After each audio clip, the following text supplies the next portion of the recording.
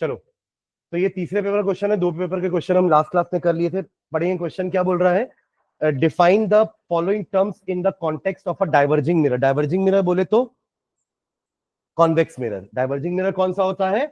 Convex mirror. दोनों को हमें क्या करना है? डिफाइन करना है। तो प्रिंसिपल फोकस क्या होता है? जैसे आपने ये कॉन्वेक्स मिरर बना दिया, ये रही प्रिंसिपल एक्सिस, पोल, ये आपका सेंटर ऑफ कर्वेचर, और ये फोकस।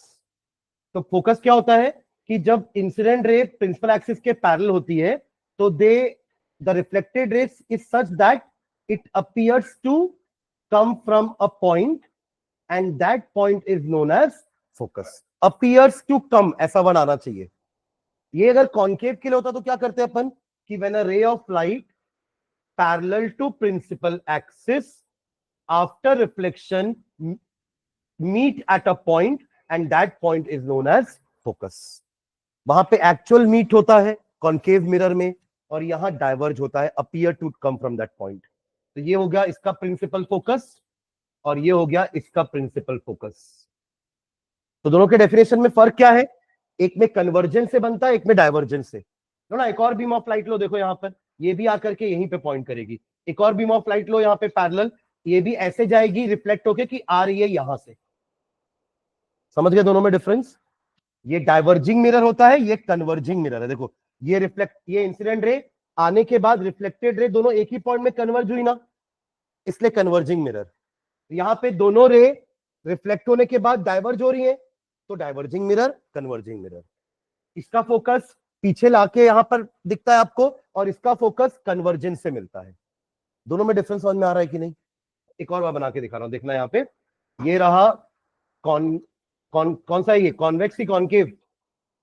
हाँ, कॉन्वेक्स। और ये हो गया आपका concave. Centre of curvature, centre of curvature. Light parallel to principal axis, light parallel to principal axis, light parallel to principal axis, light parallel to principal axis. यहां तक कॉमन है। अब कॉन्वेक्स में रिफ्लेक्ट लाइट ऐसे जाएगी, reflected light ऐसे जाएगी। ऐसे क्यों गई? ऐसा लगेगा कि ये दोनों इस पॉइंट से निकल के आ रही हैं, और यही पॉइंट इनका फोकस होता है, इस मिरर का फोकस होता है। और यहां पे reflected light will meet at a point and this point is focus. ये कन्वर्जिंग मिरर, कॉन्केव मिरर को कन्वर्जिंग मिरर भी बोलते हैं, एंड कॉन्वेक्स मिरर को डाइवर्जिंग मिरर भी बोलते हैं। क्लियर है ये? तो कौन सा डिफाइन करना है उसके हिसाब से आप डिफाइन करके फिगर बना देना। तो हमसे क्या पूछा है? Diverging mirror. हो जाएगा ये। और फोकल लेंथ की डेफिनेशन तो दोनों के लिए सेम है। क्या होता है focal length? It is the distance of focus from pole. Focus from pole. तो ये रहा इसका फोकल लेंथ, ये रहा इसका फोकल लेंथ। ठीक है? इसका फोकस मिरर के अंदर है तो वर्चुअल होता है, इसका फोकस मिरर के सामने है तो रियल होता है। ये एक्चुअल कन्वर्जेंस से बना इसलिए रियल बोल रहे हैं, और ये डाइवर्जेंस से बना इसलिए वर्चुअल बोल रहे हैं। इसका फोकल लेंथ पॉजिटिव होता है क्योंकि ऐसे मेजर कर रहे हो, और लाइट का डायरेक्शन भी ऐसा है। लाइट का डायरेक्शन ऐसा पर मेजरमेंट ऐसा, तो इसका फोकल लेंथ नेगेटिव। ये सब लिखे अपन। ठीक है? Focus real, focus virtual, focal length negative, focal length positive. Clear है? ठीक है, चलो अगला पढ़ो question. Draw a label diagram to illustrate your answer. हो जाएगा, बना भी दिया डायग्राम का, है ना? और ये आपका 3 नंबर का क्वेश्चन है। अब इसका और वाला पार्ट रीड करो, इसको बनाएंगे क्वेश्चन कॉपी में, क्वेश्चन के लिए जगह छोड़ेंगे। अब आप लोग कैसे आइडेंटिफाई करोगे कि कौन से क्वेश्चन का आंसर है ये? इससे तो पुराना लिख लेना था ना क्वेश्चन। लिखियो पुराने क्वेश्चंस, क्योंकि यहां तक कि मैंने आपको मार्क करके दिए थे कि ये 6वां क्वेश्चन, ये 7वां क्वेश्चन, ये सब आपने लास्ट क्लास में कॉपी में सॉल्व किया है, बट लिखने का टाइम नहीं था क्वेश्चन, इसलिए मैंने यहाँ नंबर लिखवा दिया कि 6वां क्वेश्चन आपका ये रहेगा, 7वां ये रहेगा, और अब जो बना रहे हो ये क्वेश्चन नंबर 8 होगा। तो क्वेश्चन नंबर 8 लिख करके सॉल्यूशन लगाओगे, और क्वेश्चन यहां से लिखोगे बाद में देख करके, वरना सिर्फ सॉल्यूशन से क्या समझ में आएगा बाद में पढ़ोगे तो? अरे गेटिंग माई पॉइंट? चलो पढ़ो question. An object of height 10 centimeter is placed 25 centimeter away from the optical center of a converging lens कौन सा होता है? कॉन्वेक्स, उल्टा। आज अपन क्या पढ़े कि कॉन्केव कन्वर्जिंग है मिरर में और कॉन्वेक्स डाइवर्जिंग है। लेंस में उल्टा हो जाता है, कॉन्वेक्स लेंस कन्वर्जिंग हो जाता है, कॉन्केव लेंस डाइवर्जिंग हो जाता है। ठीक है, हाँ। तो an object of height 10 centimetre is placed 25 centimetre away from the optical centre of a converging lens of focal length 15 centimetre. तीन चीजें दी हैं, क्या क्या दिया हुआ है? ये क्या है? HO हाइट, जो कि क्या होगा? पॉजिटिव ही रहेगा, plus 10 centimetre is placed 25 centimeter away from the optical center. ये क्या दिया हुआ है? U, which is minus 25 centimeter of a converging lens of focal length F is equals to 15, वो भी plus 15 है ना। देखिए कॉन्वेक्स कुछ भी हो, फोकल लेंथ हमेशा पॉजिटिव, कॉन्केव कुछ भी हो, फोकल लेंथ हमेशा नेगेटिव। ठीक है, चलिए। तो आपको निकालना क्या है? इमेज डिस्टेंस V, ये तो निकालना चाहिए, इस टाइप के क्वेश्चन तो अपन बहुत सारे बना चुके हैं। V एंड HI, अर्पिता बनाए हो क्वेश्चन? कितने सारे बन गए? फिर किससे बनाए हो? होमवर्क तो यही था ना, होमवर्क यही था। मैंने सुबह याद भी दिलाया था कि होमवर्क करके आना है, सुबह 10 बजे मैसेज किया था मैं। 37 पर बाकी लोग भी ट्राई करिए जल्दी से। क्या फॉर्मूला यूज करेंगे? लेंस फॉर्मूला, है ना। HO आपका कितना है? HO is 10 centimetre, U is minus 25 centimetre, F is 15 centimetre. तो V आपको निकालना है एंड HI आपको निकालना है। तो 1 बाय एफ, लेंथ फॉर्मूला क्या होता है? 1 by f is equals to 1 by v minus 1 by u. 1 by f is equals to 1 by v minus 1 by u. तो 1 upon 15 is equals to 1 upon v आपको निकालना है, माइनस 1 अपॉन माइनस 25। क्लियर है? ये minus minus plus हो जाके फिर से माइनस ही होने वाला है। तो 1 by v is equals to 1 by 15 minus 1 by 25। LCM कितना आया 15 25 का? 75। देखिए दोनों की टेबल में 75 आता है, जो सबसे छोटा नंबर है दोनों का। तो 75 एलसीएम ये हो जाएगा 5 माइनस 3, 2 बाय 75। ये 1 बाय वी है, तो वी कितना हो जाएगा? 75 by 2, that will be 37.5 centimetre. Positive आ रहा है, आना भी चाहिए। उस तरफ बनती है ना लेंस में इमेज, कॉन्वेक्स लेंस में इमेज कहां बनती है? अपोजिट साइड में, तो वहां से तो डायरेक्शन पॉजिटिव ही रहेगा ना, साइन।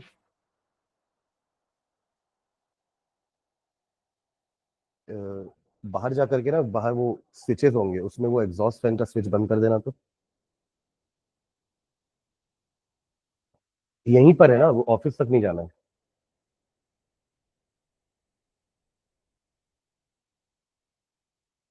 समझ गया क्या? चलो एच आई निकाले। H I by H O is equals to we by u. ये हमारे मैग्निफिकेशन का फॉर्मूला होता है। मैग्निफिकेशन मतलब आपकी इमेज और आपकी ऑब्जेक्ट के साइज का क्या रिलेशन है। क्या image height is greater than object height? क्या image height is smaller than object height? वो मैग्निफिकेशन आपको बता देगा। ठीक है, तो H I by H O is equals to we by U. तो एच आई आपके पास नहीं है, वही तो निकालना है। और एच ओ कितना है? 10। वी अभी आपने कितना निकाला?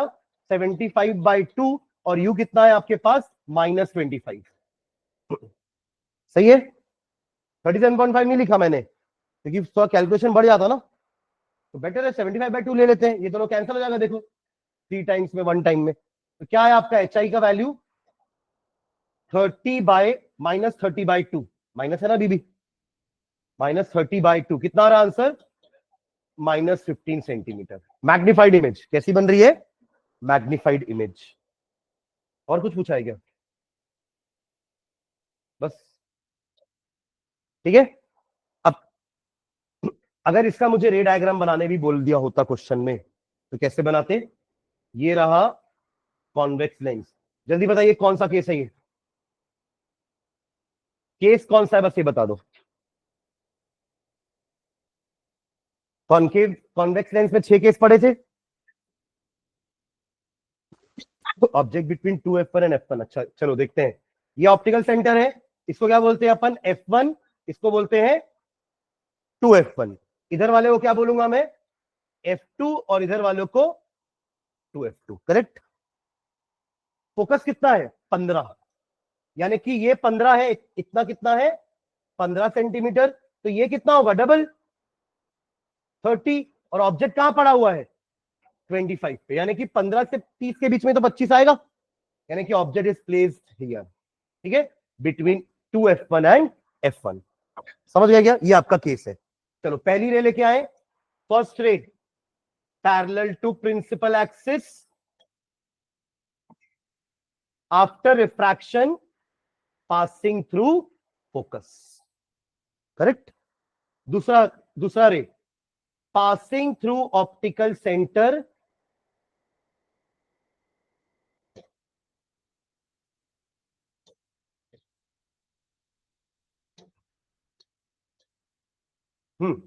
passing through optical center goes undeviated। मेरा पहला रे थोड़ा गड़बड़ बना, इसलिए ये भी गड़बड़ हो रहा है ना, वरना इमेज कहां बननी चाहिए 2f2 के पीछे, बन रही है 2f2 के पीछे देखो। हालांकि मैंने थोड़ा सा इसको नीचे से ले आया है, क्योंकि मैंने फर्स्ट रे भी ऐसे ही बना दिया था ना विदाउट स्केल एंड, तो स्ट्रेट नहीं बनी है। तो आप लोग बनाओगे तो सही बनेगा वो, और आपकी इमेज कहां बनेगी बियॉन्ड 2f2। कहां बनी बियॉन्ड 2f2, और आपके ऑब्जेक्ट से बड़ी है, बड़ी दिख रही है आपको, ये 15 है, ऑब्जेक्ट का साइज तो 10 था, और इमेज कहां बन रही है 2f2 के पीछे, यानी कि आंसर 30 से ज्यादा आना चाहिए। तो आ रहा है आंसर 30 से ज्यादा, 37.5 इज ग्रेटर देन 30, ठीक है ना। अरे यहां भी तो 15 और 30 है, अगर ये 15 है तो ये भी तो 15 है, ये 30 है तो ये भी तो 30 है, 2f2 तक का distance, f is 15 15, 2f is 30 30, clear है ये, ठीक है। चलिए हो गया ना ये आपका क्वेश्चन नंबर 8 हो गया जो अपन सॉल्व कर रहे हैं न्यूमेरिकल, ठीक है। चलो नेक्स्ट पढ़िए question. The power of a lens is 4 dioptre, plus है तो कौन सा लेंस है ये, हाँ कॉन्वेक्स, क्योंकि प्लस पावर प्लस है मतलब कि फोकल लेंथ प्लस है, और फोकल लेंथ किसकी प्लस होती है कॉन्वेक्स की, कॉन्केव की तो नेगेटिव होती है, कुछ भी हो मिरर हो या लेंस हो। तो the power of a lens is 4d, find the focal length of this lens. चलो पहले इतना पार्ट करते हैं, फिर बाकी बाकी का आगे पढ़ेंगे। पावर कितना हुआ आपका +4d, तो power is equals to 1 by focal length होता है, तो focal length is equals to 1 by power हो जाएगा, तो 1/4 यानी कि 0.25 यूनिट क्या होगी, कैसे सेंटीमीटर, जब अपन डायोप्टर लेते हैं तो वो पर मीटर होता है, तो ऊपर जाके ये मीटर हो जाएगा ना, तो 0.25 मीटर यानी कि 25 सेंटीमीटर। यहां तक क्लियर है क्या क्वेश्चन एवरीवन, ठीक है। पावर होता है 1 बाय फोकल लेंथ, तो फोकल लेंथ हो गया 1 बाय पावर, पावर आपको क्वेश्चन में दिया हुआ था तो अपन ने फोकल लेंथ निकाल लिया। यहां तक क्लियर है, चलिए आगे बढ़ते हैं। दूसरा पार्ट क्या बोल रहा है क्वेश्चन का, an object if placed at a 50 centimetre from the optical centre of this lens. 50 centimetre में पड़ा है, मतलब ऑब्जेक्ट कहां पड़ा हुआ है आपका, वेरी गुड 2f1 में, कहां पे, क्योंकि देखो f1 25 है तो डबल कितना होगा 50, 2f1 इज 50, और वहीं तो ऑब्जेक्ट प्लेस्ड है 50 में, मतलब ये कौन सा केस है हमारा, when the object is at 2f1, image is at 2f2 of same size. State the nature and magnification of the image formed by the lens and also draw a diagram to justify the answer। तो आपके पास focal length आ चुका है, u कितना है -50 centimetre, तो v निकाल लेंगे, 1 by f is equals to 1 by v minus 1 by u, तो 1 by 25 is equals to 1 by v minus 1 by -50, उधर लेके जाते हैं, अभी प्लस है वहां जाके माइनस हो जाएगा, तो 1 by v is equals to 1 by 25 minus 1 by 50, LCM will be 50, 2 minus 1, ये 1 बाय वी है, तो वी कितना हो जाएगा 50 सेंटीमीटर। अभी तो बात की थी ना, जब ऑब्जेक्ट एट 2f1 तो इमेज भी 2f2, 50 50 same size.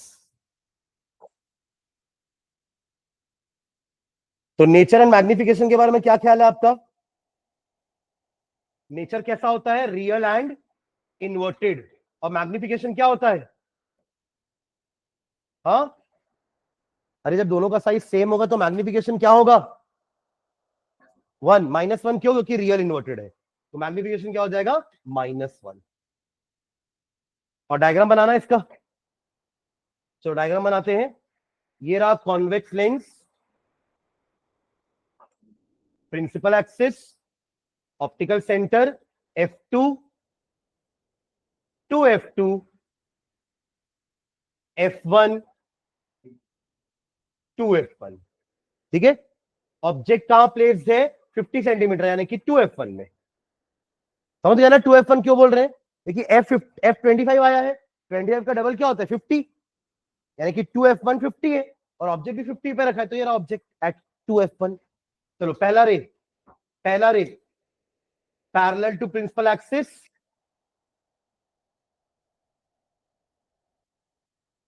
Parallel to principal axis after refraction, क्या? Passing through focus.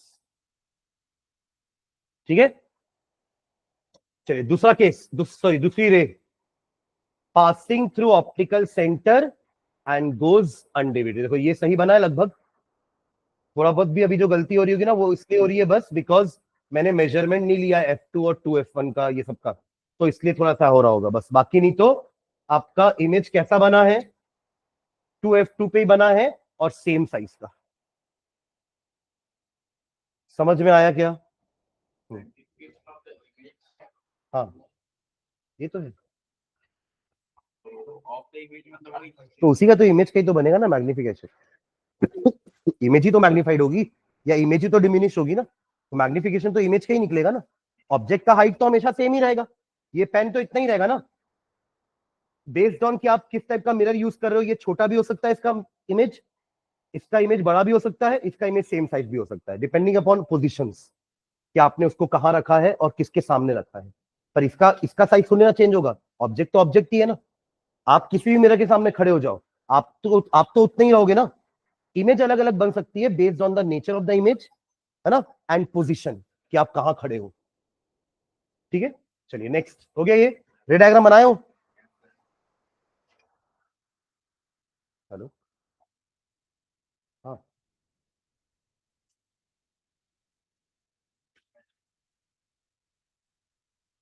मैं देखता हूँ,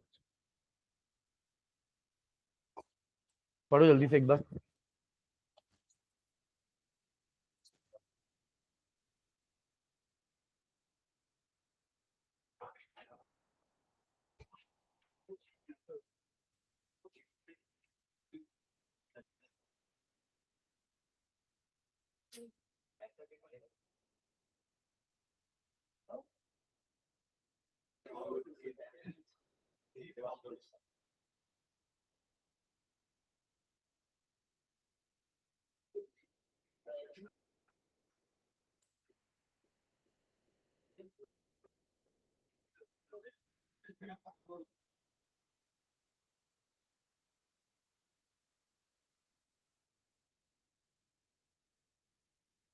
पढ़ रहे हो क्या?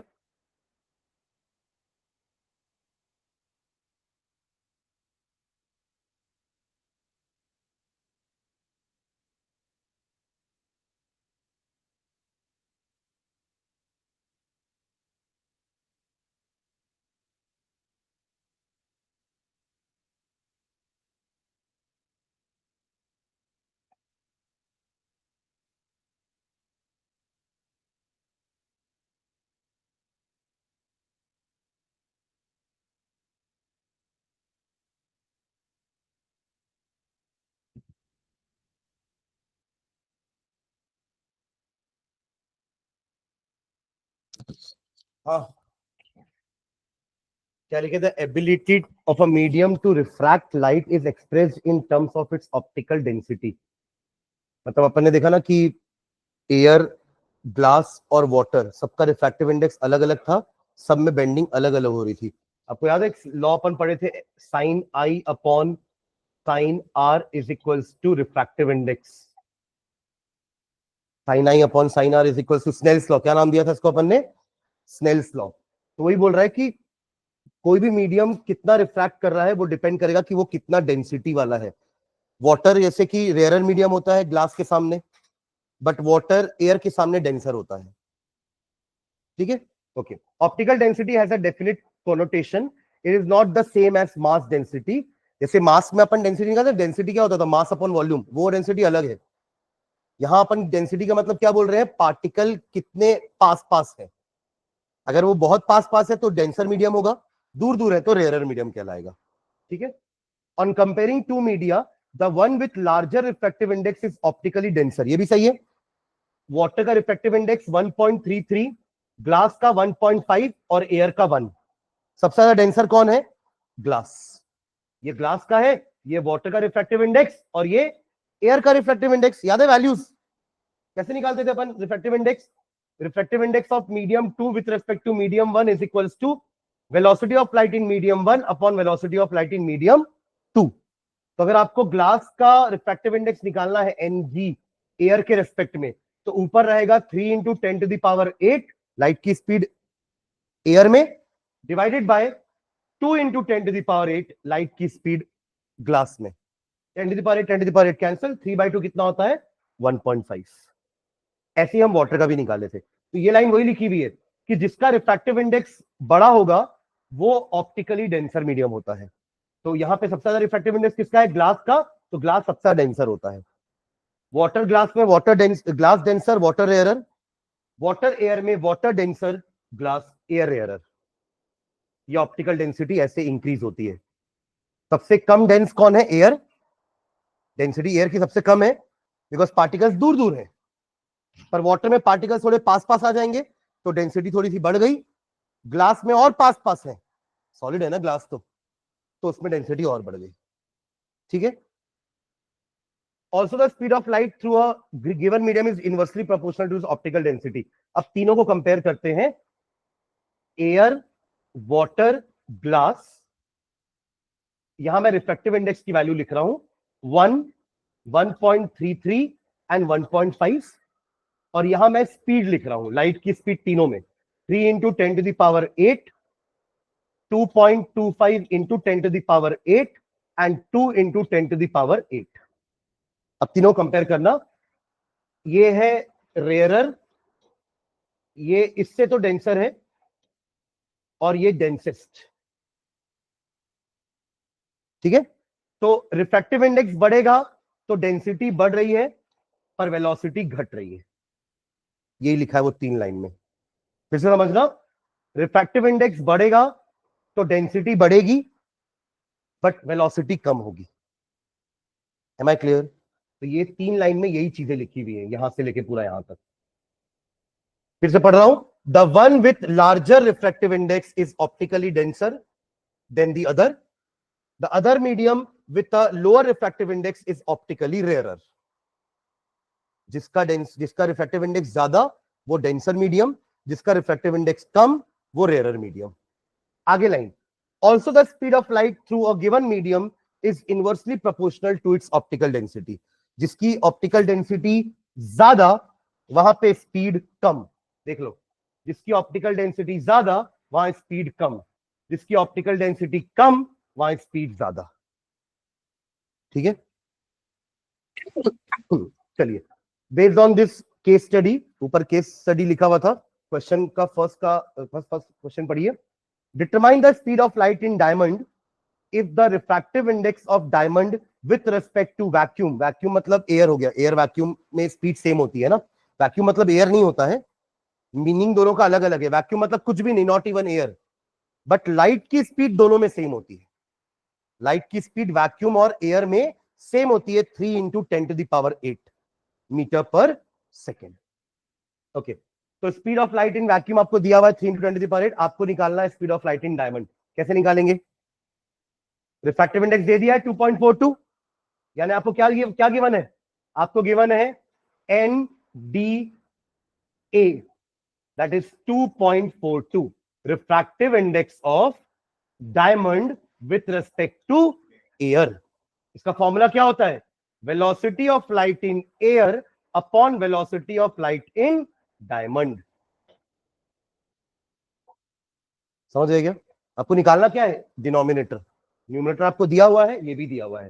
तो 2.42 is equals to 3 into 10⁸ upon v d. तो वीडी क्या हो जाएगा, 3 इंटू 10⁸ अपॉन 2.42। समझ में आ रहा है ये। इसको सॉल्व करते हैं, थोड़ा सा 1 पॉइंट समथिंग आएगा इसका आंसर, उसको एग्जैक्ट निकालते हैं। ये 300/242 हो जाएगा, क्या बोलते हो, है ना। को डिवाइड करेंगे, पहले थोड़ा सा कैंसिल कर लो, 150 एंड 121, और तो नहीं जाएगा किसी से, डिवाइड करते हैं। 150 डिवाइडेड बाय 121, एक बार में जाएगा 121, रिमाइंडर विल बी 29.0, ये जाएगा 2 टाइम्स में, 2 टाइम्स में आएगा ये 242, रिमाइंडर विल बी 48, एक और ले लेते हैं लास्ट 480, 3 टाइम्स में, तो फाइनल आंसर कितना आएगा 1.23 इंटू 10⁸ मीटर पर सेकेंड।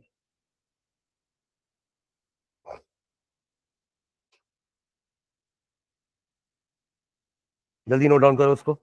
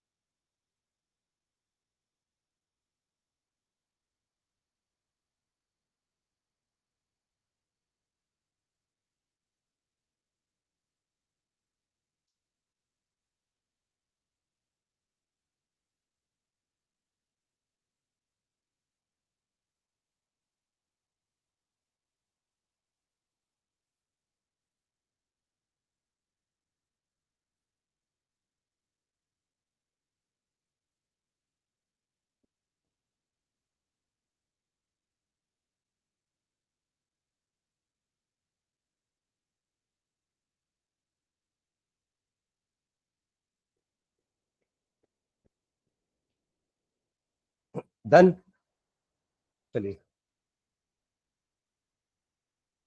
नेक्स्ट क्वेश्चन पढ़िए। Refractive indexes of glass, water and carbon disulphide are 1.5, 1.33 and 1.62। अभी अपन ने पूरा रिलेशनशिप देखा ना कि कैसे एक दूसरे से कनेक्टेड होते हैं, सुन रहे हैं? कैसे कनेक्टेड होते हैं एक दूसरे से, ये जिसका रिफ्रैक्टिव इंडेक्स ज्यादा, ऑप्टिकल डेंसिटी ज्यादा, पर स्पीड कम। तो बस यही तीनों का यूज करके आपको ये क्वेश्चन पढ़ के बताना है। क्या बताना है, देखो तीनों का रिफ्रैक्टिव इंडेक्स दिया है, ग्लास का 1.5, वाटर का 1.33 एंड कार्बन डाइसल्फाइड का 1.62, करेक्ट। क्वेश्चन क्या बोला है, if a ray of light is incident in these media at the same angle, तीनों का रिफ्रैक्टिव इंडेक्स सेम है, मतलब एक तरफ है यहाँ पे ग्लास, है ना, एक आपका हो गया कार्बन डाइसल्फाइड और एक है वाटर, समझ रहे हैं ना। तो मतलब ये समझ लो एयर है, ये भी एयर है, ये भी एयर है, तीनों में यहां पे आपका हो गया ग्लास, ये हो गया आपका कार्बन डाइसल्फाइड, CH2 उसका फॉर्मूला होता है कार्बन डाइसल्फाइड का, और ये हो गया आपका वाटर। तीनों में incident angle, angle of incidence same है, normal angle of incidence, normal angle of incidence, normal angle of incidence. Situation समझ में आ गई, क्वेश्चन समझ में आ गया क्या बोल रहे हैं। तीन मीडियम है, तीनों मीडियम का रिफ्रैक्टिव इंडेक्स, इसका 1.5, इसका 1.6 कुछ दिया है ना, और इसका 1.33, ठीक है। If a ray of light is incident in these media at the same angle, say theta, then write the increasing order of the angle of refraction in these media. आपको एंगल ऑफ रिफ्रैक्शन बताना है सबका, उसका order कि किसमें refraction ज्यादा होगा, ठीक है। तो चलिए देखिए क्या होगा, हमारा फॉर्मूला क्या है, sine i upon sine r is equals to N21, हाँ या ना, जिसमें साइन आई सबका बराबर है क्योंकि एंगल आई सबका बराबर है, N21 सबका अलग अलग है, तो साइन R1 भी सबका, तो साइन आर भी सबका अलग अलग होगा। मतलब अगर इसके लिए निकालूंगा मैं तो क्या होगा, देखो sine R1 is equals to sine i upon N21। What is the value of N21, glass के लिए कितनी है, 1.5, ठीक है। अब सेम काम मैं कार्बन डाइऑक्साइड के लिए लिख रहा हूं, ध्यान देना, sine R2 is equals to sine i upon 1.64 and sine R3 is equals to sine i upon 1.33।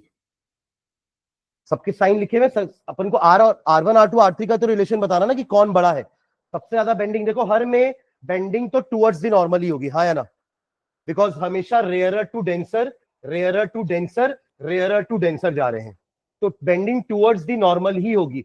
Towards the normal, towards the normal, towards the normal. पर एंगल किसका छोटा होगा किसका बड़ा होगा ये पूछ रहा है। इसको मैं R1 दे रहा हूं, इसको मैं R2 देता हूं और इसको R3। तीनों की सेम बेंडिंग तो होने से रही। अगर सेम बेंडिंग होगी तो फिर मतलब क्या रिफ्रैक्टिव इंडेक्स पढ़ने का, कि हर बार एयर से कहीं भी जाओ बेंडिंग सेम हो रही है, ऐसा नहीं होता। बेंडिंग किस पे डिपेंड कर रही है, रिफ्रैक्टिव इंडेक्स पर।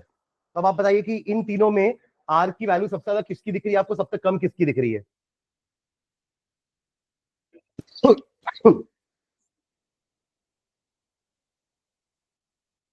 देखो सबकी अपनी रेफरेंस एग्जांपल सही सही लिखे हैं ना, 1.5, 1.33 और 1.62।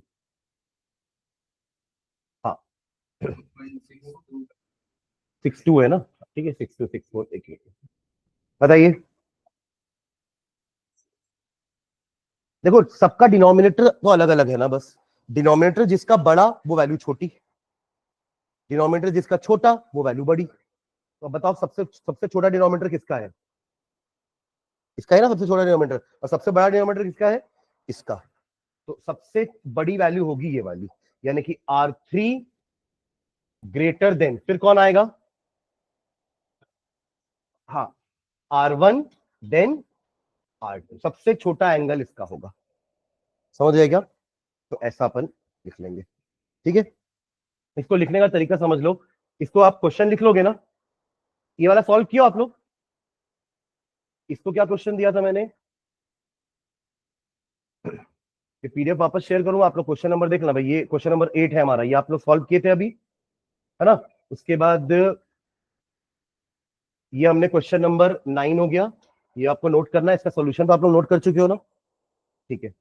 और ये हमारा क्वेश्चन नंबर 10 है, 10 का भी पार्ट ए और ये पार्ट बी, ठीक है। इसका आंसर लिखते हैं, चलो मैं लिखवाया तो उसको आंसर लिखेंगे कैसे, देखिए इसका आंसर देखो।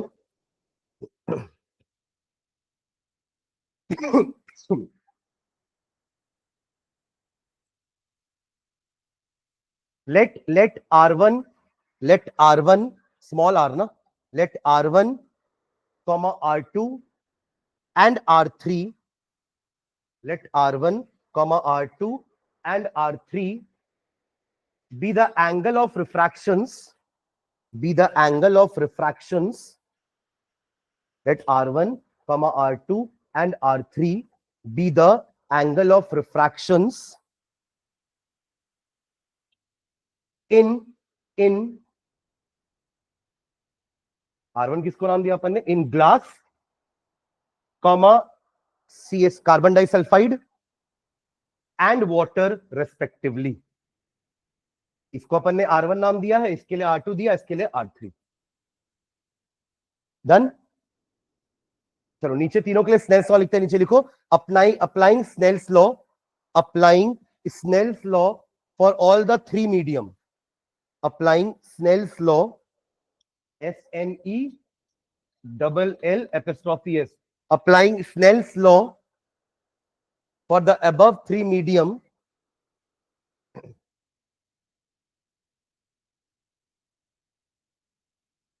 तो निकाल लो पहले, साइन R1 क्या हो जाएगा, साइन आई अपॉन, अच्छा स्नेल्स लॉ क्या होता है, sine i upon sine R is equals to N2 1, पहले ये लिख लो, उसके बाद आप सीधा अप्लाई कर दो तीनों में। तो साइन R1 कितना हो जाएगा, साइन आई अपॉन 1.5 लिखिए, दोनों दोनों के लिए भी।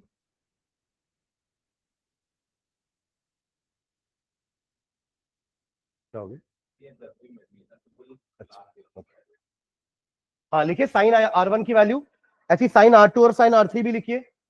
Sign R1 is sine i upon 1.5, sine R2 हो जाएगा sine i upon 1.62 and sine R3 will be sine i upon 1.33। हो गया, तीनों का साइन R का वैल्यू आ गया, सबका न्यूमरेटर सेम होता है, तो डिनोमिनेटर से पता चलता है कि कौन सा नंबर बड़ा है कौन सा नंबर छोटा है। समझ रहे हैं क्या? जैसे अगर मैं 1/2 लिखूं, 1/4 लिखूं और 1/5 लिखूं, बताओ सबसे बड़ा नंबर कौन है तीनों में से? 1/5, 1/2 होगा ना सबसे बड़ा, और फिर 1/5 सबसे छोटा, 1/5 है सबसे छोटा, राइट। डिनोमिनेटर जिसका छोटा वो नंबर बड़ा, और डिनोमिनेटर जिसका बड़ा वो नंबर छोटा। समझ रहे हैं क्या? जैसे इमेजिन करिए कि मेरे पास 10 चॉकलेट है ना, मुझे 2 लोग को बांटनी थी, आप लोग 2 ही लोग थे शुरू में, तो 5-5 मिलती ना आप दोनों को, गलती से ना 2 लोग और आ गए, तो अब वो 10 चॉकलेट को 4 लोग में बांटना पड़ेगा, तो अब तो 5-5 नहीं मिलने वाली। मतलब पहले कम लोग थे तो ज्यादा मिल रही थी, अब ज्यादा लोग हो गए तो कम मिल रही है। तो कम लोग में ज्यादा, ज्यादा लोगों में कम। समझ गए क्या? तो उस हिसाब से सबसे बड़ा डिनोमिनेटर किसका है? R2 वाले का। तो सबसे छोटा एंगल इसका होगा। तो अपन को इंक्रीजिंग ऑर्डर बोला है, डिक्रीजिंग ऑर्डर बोला है? इंक्रीजिंग मतलब छोटे से बड़ा। तो उस हिसाब से हो गया। आपने तीनों का लिख दिया ना। Sine R1 is equal to sine i upon 1.5, sine R2 is equal to sine i upon 1.62 and sine R3 is equal to sine i upon 1.33। तो नीचे लिखना देयरफॉर, देयरफॉर अब देखो, हाँ R3 सबसे बड़ा है, तो अपन ये तो डिक्रीजिंग ऑर्डर हो गया ना, तो ऐसे मत लिखना है ना। सबसे छोटा कौन है? R2। इससे बड़ा कौन है? R1। और सबसे बड़ा कौन है? R। ठीक है। ये 2 वाला अपन ने किसके लिए बोला था? कार्बन डाइसल्फाइड के लिए ना। तो R of carbon disulphide, R of 1 किसके लिए लिए थे? वाटर की ग्लास, और R ऑफ वाटर। समझ गए क्या?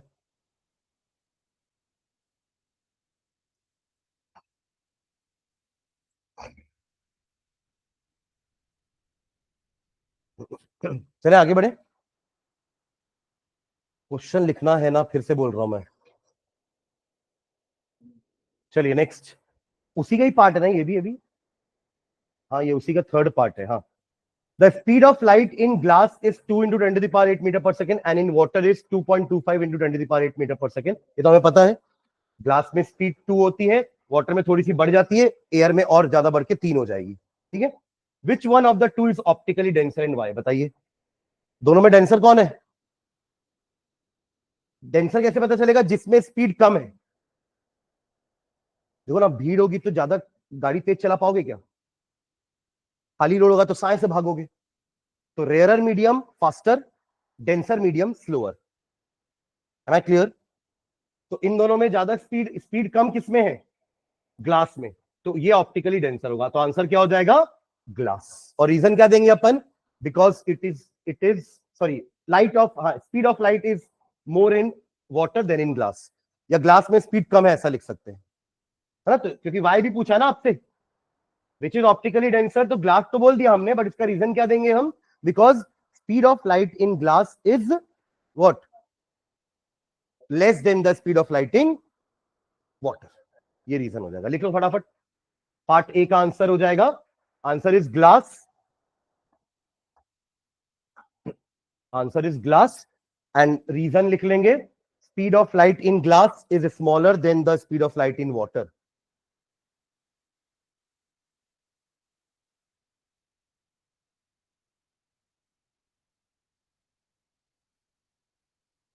Speed of light in glass is less than the speed of light in water.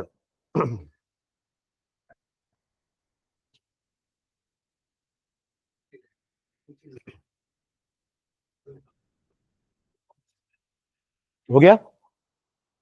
चलिए अगला क्वेश्चन पढ़िए। A ray of light is incident normally at the water glass interface when it enters a thick glass container filled with water. What will happen to the path of the ray after entering the glass? ये तो वही वाली बात होगी जब reflection अपन करते थे ना, कि रिफ्लेक्शन अगर सीधा आके आ रहा है तो it retraces the path. In the same way, अगर आपका जो लाइट है वो किसी और मीडियम में जा रहा है परपेंडिकुलरली, तो वो विदाउट डेविएशन आगे जाता है, नो बेंडिंग, विदाउट डेविएशन। ठीक है। चलो इसका भी आंसर लिख लो। पार्ट बी करके लिख लेगा इसका आंसर ना, पार्ट बी लिखो इसका आंसर। Part b, light will enter from water to glass, light will enter, light will enter from water to glass, light will enter from water to glass without any deviation, without any deviation, without any deviation. That is, no bending will take place, that is, no bending will take place, that is, no bending will take place. और इसका reason यही है, angle आई कितना बताओ यहां पर, angle आई कैसे 90 degree होगा? हम किससे नापते हैं आई? नॉर्मल से। तो यहाँ पे तो नॉर्मल और इंसिडेंट रे सेम होता है ना, ऐसी तो यहां भी करते थे, एंगल आई एंगल आर बराबर 0, यहां भी सेम चीज हो रहा है, एंगल आई एंगल आर बराबर 0। यही एक केस है जहां पे एंगल आई एंगल आर बराबर है, वरना हमने देखा ना बेंडिंग में एंगल आई कभी भी एंगल आर के बराबर नहीं होता है। उसका रीजन ये होगा, बिकॉज, नीचे लिखो, कंटिन्यू करो, मतलब because in this case, because in this case, because in this case angle i is equals to angle are is equals to 0। Sine 0 0 होता है ना, अरे हाँ है ना, cos 0 1 होता है, साइन 0 0 होता है, तो sine i upon sine r is equals to n2 1।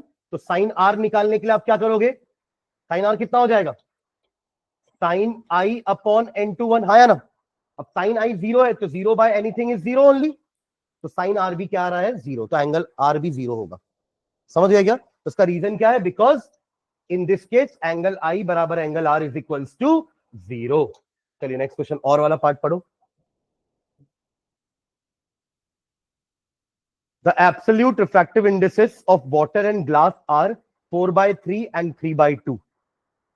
ये आपका n21 दिया हुआ है। n एब्सोल्यूट बोलने का मतलब क्या होता है, एयर के रेस्पेक्ट में, यानी कि ये दिया हुआ है NWA और ये दिया हुआ है NGA, refractive index of water with respect to air, refractive index of glass with respect to air. ये दिया हुआ values 4/3 and 3/2। If the speed of light in glass is 2 into 10 to the power 8, find the speed of light in vacuum and water। आप बोला ना sir हमको तो पता है वैल्यू लिख दिया डायरेक्ट, आपको फाइंड करके दिखाना है। हम तो ये तीनों की वैल्यू याद रखे है ना, वैक्यूम में 3 into 10 to the power 8, आपका वाटर में 2.25 into 10 to the power 8, और एयर में, सॉरी ग्लास में 2 into 10 to the power 8। ये तो हमको वैल्यू याद है ना, बट यहां निकाल के दिखाना है आपको। और आपको क्या क्या दिया हुआ है, 4/3 वाटर का है, 3/2 ग्लास का है। देखो आपको ये दिया हुआ है NWA is equals to 4/3, correct, and NGA is equals to 3/2। ठीक है, ये होता क्या है, आप इसका फॉर्मूला क्या होता है वेलोसिटी के रेस्पेक्ट में, VA अपॉन VW, और ये VA अपॉन VG, जिसके रेस्पेक्ट में निकाल रहे हैं उसकी वेलोसिटी ऊपर। एयर वैक्यूम का सेम है इसलिए मैं एयर ही लेके चल रहा हूं, ठीक है। अब आपको किसका वेलोसिटी दिया हुआ है, ग्लास में वेलोसिटी दिया ना 2। देखो ना क्वेश्चन में क्या लिखा हुआ है, the velocity of light in glass is 2 into 10 to the power 8। बाकी दोनों की आपको वेलोसिटी निकालनी है, तो ये आपको दिया हुआ है। तो पहले इस रिलेशन से VA निकाले। अरे हाँ यार ना, कैसे सुस्त हो यार एकदम तुम लोग, चमक ही नहीं चेहरे में, मतलब यहां से VA आ जाएगा और फिर VA को यहां पुट करके VW आ जाएगा, हाँ या ना। चलिए जल्दी निकालिए, पर पहले सेकंड वाले को सॉल्व करोगे है ना, क्योंकि फर्स्ट वाले में तो दोनों ही अननोन है। इसमें आपको VG तो पता है, VG कितना दिया हुआ है, 2 into 10 to the power 8 metre पर सेकेंड। चलिए जल्दी निकालिए, पहले VA निकालिए और फिर ऊपर वाले को पुट करके फिर VW निकालिए। आंसर आपको पता है क्या आने वाला है, बस निकाल के दिखाना है।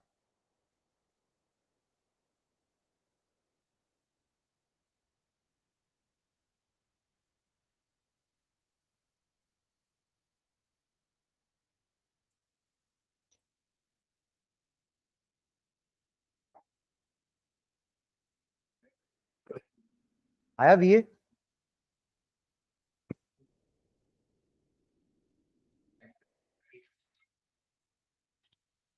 क्वेश्चन के लिए जगह ही नहीं छोड़ रहा हूं, ओमकार कहां लिखा क्वेश्चन, सर में?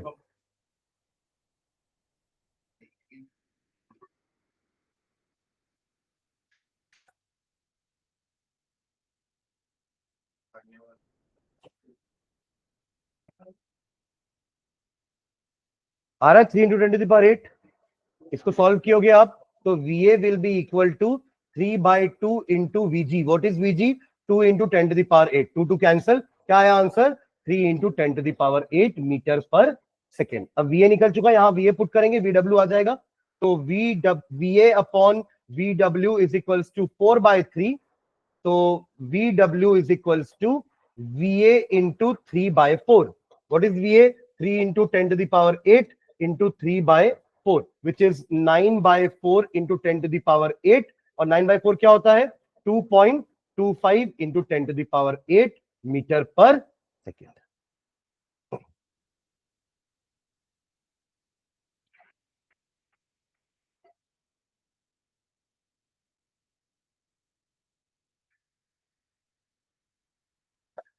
ठीक है, चलिए नेक्स्ट पेपर में आते हैं। देखो question, an object of 5 centimetre height is placed at a distance of 20 centimeter from the optical center of a concave lens of focal length 18 centimeter। तीन चीजें दी है, ये तो निकल जाना चाहिए, है ना? क्या क्या दिया हुआ है देखो, आपको ये दिया हुआ है HO, HO कितना हो जाएगा? +5। चलो मैं यहां लिख देता हूं हिंट, आप लोग उसको सॉल्व करना। HO दिया हुआ है +5 centimetre, what else? Is placed at a distance of 20 centimetre. U दिया हुआ है -20 centimetre from the optical centre of a concave lens of focal length 18, तो F is equals to -18 centimetre. अब आपको इमेज डिस्टेंस निकालनी है V एंड मैग्निफिकेशन निकालना है M। कौन कौन सा फॉर्मुला लगाएंगे? हिंट दे रहा हूं, 1/f is equals to 1/v minus 1/u। यहां से आपका निकल जाएगा V, क्योंकि F और U दिया हुआ है तो V निकल जाएगा, और एक बार V निकल गया तो आपका मैग्निफिकेशन भी निकल जाएगा, क्योंकि मैग्निफिकेशन क्या होता है? V/U। मैग्निफिकेशन क्या होता है? V/U। तो एक फॉर्मूला इससे V निकलेगा और यहां से M निकलेगा। समझ गया क्या? सेकेंड पार्ट पढ़िए, सेकेंड पार्ट पढ़ो, मत लिखो अब, इसको सॉल्व नहीं करना है अभी। ये क्वेश्चन अब घर जाके सॉल्व करेंगे, ये हिंट है, ये गिवन है, सॉल्व आप लोग घर जाके करेंगे इसको। सेकेंड क्वेश्चन पढ़िए, compare the values of magnification obtained by a concave lens and a convex lens when both the lenses form virtual images। दोनों वर्चुअल बना सकते हैं ना? दोनों रियल नहीं बना सकते, पर दोनों वर्चुअल बना सकते हैं। कौन कौन रियल नहीं बना सकता? सोच के बताओ आराम से, ठंडे दिमाग से। कॉनकेव लेंस, कॉन्वेक्स तो वर्सटाइल है, जैसे आज अपन ने कॉनकेव मिरर पढ़ा ना, कॉनकेव मिरर वर्सटाइल है, वैसे ही कॉन्वेक्स लेंस वर्सटाइल है, हर टाइप की इमेज बनाएगा, रियल भी, वर्चुअल भी, सेम साइज, छोटा साइज, बड़ा साइज, सब बनाएगा। बट कॉनकेव लेंस हमेशा छोटा साइज का इमेज बनाएगा और हमेशा वर्चुअल एंड इरेक्ट। बट दोनों के वर्चुअल इरेक्ट में फर्क है, क्या फर्क है आप बताना, मैं केस बना के दिखा रहा हूं। ये रहा कॉन्वेक्स लेंस और ये है concave lens. Optical centre, optical centre F1, 2F1, F2, 2F2, F2, 2F2, F1, 2F1। Convex lens एक ही केस में बनाता है वर्चुअल इमेज, और वो है जब ऑब्जेक्ट होता है O और F के बीच में, parallel to principal axis, passing through focus, passing through O goes undeviated, this is the image। ठीक है, कहीं पे भी रख दो, हमेशा कॉन्केव तो वर्चुअल ही बनाता है। रख दिए यहां पे, पैरेलल टू प्रिंसिपल एक्सिस, ऐसे जाएगा कि ऐसा लग रहा है फोकस से पास होते हुए जा रहा है। ठीक है, दूसरी, ये रहा इमेज। क्या फर्क है दोनों इमेज में? साइज का, एक क्या है? मैग्निफाइड इमेज, और एक क्या है? यही दोनों में कंपैरिजन है। नहीं, सिर्फ मैग्निफाइड। अपन हाईली मैग्निफाइड तब बोलते हैं जब इमेज इंफिनिटी पे बनती है, तो वो नीचे नीचे जाते जाते यहां कहीं बनेगा ना, तो हाईली मैग्निफाइड बोलेंगे। ये सिर्फ मैग्निफाइड, ज्यादा फर्क थोड़ी ना यार ऑब्जेक्ट और इमेज में। वहां क्या होता है ना, ऑब्जेक्ट इतना बड़ा है और इमेज बहुत बड़ी बनने वाली है कि नीचे जाके बनेगी कहीं पर, तो उस समय आप हाईली वर्ड यूज करो। अभी आप सिर्फ मैग्निफाइड बोलो, समझ रहे हैं ना? ठीक है, तो अब आपको क्वेश्चन समझ में आया? क्या कंपेयर करने बोल रहा है? वैल्यू ऑफ मैग्निफिकेशन पूछ रहा है। किसकी magnification? obtained by a concave lens and a convex lens, जब दोनों में वर्चुअल इमेज बनती है। तो यहां पे हो गया आपका मैग्निफिकेशन ग्रेटर देन 1 और यहां हो गया मैग्निफिकेशन लेस देन 1। क्यों लेस देन 1? क्योंकि मैग्निफिकेशन क्या होता है? HI upon HO, HI upon HO। इसमें HI बड़ा है, HO छोटा है, तो मैग्निफिकेशन ग्रेटर देन 1, और यहां पे HI छोटा है, HO बड़ा है, तो magnification less than 1। Same question mirror के लिए भी आ सकता है, सेम क्वेश्चन मिरर के लिए भी आ सकता है कि कॉन्वेक्स मिरर और कॉन्केव मिरर की वर्चुअल इमेजेस में क्या फर्क है। सेम फर्क है, कॉन्वेक्स मिरर की वर्चुअल इमेज छोटी होगी, अभी आपने देखा ना, कहीं से भी देख रहे थे कॉन्वेक्स मिरर में आप छोटे ही दिख रहे थे, पर कॉन्केव मिरर को जब पास लेके आए थे तो आप बड़े दिख रहे थे उसमें। तो कॉन्केव मिरर में वर्चुअल इमेज बड़ी होगी, कॉन्वेक्स मिरर में वर्चुअल इमेज छोटी होगी। जस्ट लाइक यहां पर उल्टा है, बस कॉन्केव ने जगह कॉन्वेक्स की ले ली, कॉन्वेक्स ने जगह कॉन्केव की ले ली। क्लियर है? ये वाला हो जाएगा, देखो इसका भी पढ़ लेते हैं क्या क्या बोल रहा है। A convex lens can form a real image inverted magnified as well as virtual erect magnified. Correct है, ये तो कॉन्वेक्स की प्रॉपर्टी लिख दिया पूरी कि convex lens real inverted image भी बना सकता है, वर्चुअल इरेक्ट इमेज भी बना सकता है, और दोनों मैग्नीफाइड भी हो सकती है, दोनों डिमिनिश भी हो सकती है। ये डिमिनिश नहीं हो सकती ना, ये डिमिनिश हो सकती है। ठीक है, आगे। If the focal length of the lens is 10 centimetre, आपको गिवन है f is equals to, plus लू की माइनस, एक चीज बोलो, प्लस, क्योंकि कॉन्वेक्स है। हाँ, if the focal length of the lens is 10 centimetre, what should be the range of the object distance in both the cases? Draw ray diagrams to justify your answer. आपको एक ही convex lens से दोनों बनाना है, real image भी और inverted image भी। Focal length 10 centimetre है, आपसे पूछ रहा है कि ऑब्जेक्ट कहां रखें कि दोनों केसेस मिल जाए। तो पहले केस के लिए ऑब्जेक्ट कहां रखोगे? Real, inverted and magnified image कहां मिलती है? कॉन्वेक्स लेंस के कौन से केस में मिलती है? देखो ऐसे याद करो, सबसे पहले ऑब्जेक्ट इंफिनिटी पे होता है तो इमेज फोकस से बनती है, जो कि हाईली डिमिनिश्ड होती है। पास लेके आए, थोड़ी बड़ी होनी चालू होगी इमेज, बियॉन्ड 2f इमेज कहां बनेगी? Between f1 f2 and 2f2, पर छोटी। At 2f1 at 2f2 same size. अब मैग्नीफाई होना चालू होगी। कब से चालू होती है मैग्नीफाई होना? जब ऑब्जेक्ट f1 एंड 2f1 में रखा जाए तो मैग्नीफाइड, जब ऑब्जेक्ट f1 में रखा जाए तो हाईली मैग्नीफाइड। ये दोनों में से कोई भी केस हो सकता है। तो अब ये f तो 10 ही हो गया ना, तो आप क्या बोलोगे आंसर रेंज क्या होना चाहिए रियल वाले के लिए?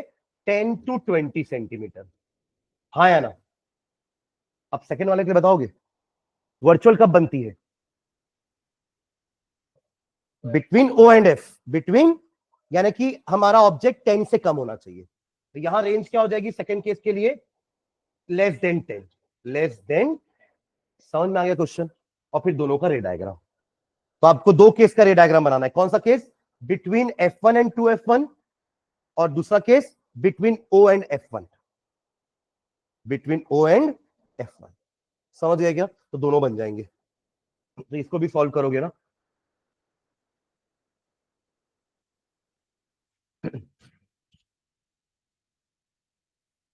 ये क्वेश्चन है, और ये बता दो जल्दी से। A student wants to obtain an erect image of an object using a concave mirror of 10 centimetre focal length. Concave mirror versatile वाला, जो रियल वर्चुअल दोनों बना सकता है। उससे स्टूडेंट को क्या बनाना है? इरेक्ट इमेज बनाना है। तो वो इरेक्ट इमेज तो एक ही केस में बनाता है, जब ऑब्जेक्ट P और F के बीच में हो। देखो यहाँ पे P हो जाता है, वहां पे O हो जाता है, यहाँ C है, वहां 2F हो जाता है। चीजें वही हैं, नाम अलग अलग है। ठीक है, मिरर में अपन जिसको सेंटर ऑफ कर्वेचर बोलते हैं ना, लेंस में उसको 2F बोल देते हैं। समझ रहे हैं? मिरर में जिसको हम पोल बोलते हैं, यहां उसको हम ऑप्टिकल सेंटर बोल देते हैं। ठीक है, चलिए, तो कहां रखना पड़ेगा उसको? लेस देन 10 सेंटीमीटर पे, तभी उसको वर्चुअल इरेक्ट इमेज मिलेगी, अदरवाइज हमेशा रियल इन्वर्टेड ही मिलती रहेगी। ठीक है, अभी जैसे वही था ना कि मैंने आपको कॉन्केव मिरर दिया, बताओ तो आपको कब से अपना चेहरा दिखना चालू हो रहा है? तो यहां लाके चेहरा दिखना चालू हुआ, ये डिस्टेंस मेजर कर लेना। ये ऑब्जेक्ट है, आपका फेस ऑब्जेक्ट है, और ये मिरर से आपके फेस का distance, this is the distance, जो उसके फोकल लेंथ से कम ही होगा, P एंड F। समझ गए? तो अब ये 3-4 क्वेश्चन ट्राई करना ना, ज्यादा नहीं बचे हैं। ठीक है, आप लोग ट्राई ही नहीं कर रहे हो ना, एक्चुअली में प्रॉब्लम ये है। तो बनेंगे क्वेश्चन, आज मैंने कोई नया कंसेप्ट थोड़ा समझा दिया आपको, हम सारी चीजें पढ़ चुके हैं, आपको क्वेश्चन ट्राई करना पड़ेगा, तब तो डाउट पूछेंगे आप लोग। ठीक है, तो यहाँ पे कौन कौन से स्लाइड से क्वेश्चन बच गए, इसको आप लोग देखोगे, बचे हुए क्वेश्चन यहाँ से ना, ये वाला, इसी एक केस स्टडी से क्वेश्चन नंबर 39 जो लिखा हुआ है ये, इसको रीड करके ये सारे क्वेश्चन आंसर करोगे। ये हो गया, ये तो मैंने बता दिया है। इसके अलावा एक और पेपर का ये क्वेश्चन है, तो ये लास्ट पेपर ही है बस, ठीक है, तो एक पेपर बच गया लास्ट, तो इसको देखोगे आप लोग। ठीक है, नेक्स्ट क्लास में लाइव प्रोसेस चालू होने से पहले मैं सबकी कॉपी चेक करूंगा। आपके पास संडे का टाइम है, आज फ्राइडे है, सैटरडे संडे 2 दिन में सारे क्वेश्चंस भी लिखोगे, जो जो बच गए क्वेश्चंस लिखने के, और जो जो मैंने हिंट दिए, सुन लो पहले, जो जो मैंने हिंट दिए वो उसके भी सॉल्यूशन मुझे कॉपी में चाहिए, समझ रहे हैं क्या? और जो बच गए क्वेश्चन आखिरी के 3-4 स्लाइड के, ये भी मुझे सॉल्व चाहिए, भले गलत होगा चलेगा, वो गलत होगा तो मैं ठीक कराऊंगा, बट अभी आप तो ट्राई ही नहीं कर रहे हो घर जाकर के, तो ये तो गलत बात है। तो आप लोग ट्राई करिए, गलत होगा कॉपी में, गलत होना चाहिए, मुझे ये नहीं बोलेंगे मैं वो कॉपी लेके नहीं आई, मैं वो वाला कॉपी लेके नहीं आया, वो सब बहाना नहीं सुनूंगा मैं। तो मुझे मंडे को सबकी कॉपी में ये पूरा PYQ चाहिए। Am I clear? बाकी आपको अगर कुछ लेक्चर में प्रॉब्लम हो रही है तो मैंने ऑलरेडी सारे लेक्चर रिकॉर्डेड डाल दिए हैं, मैं ये 10 बार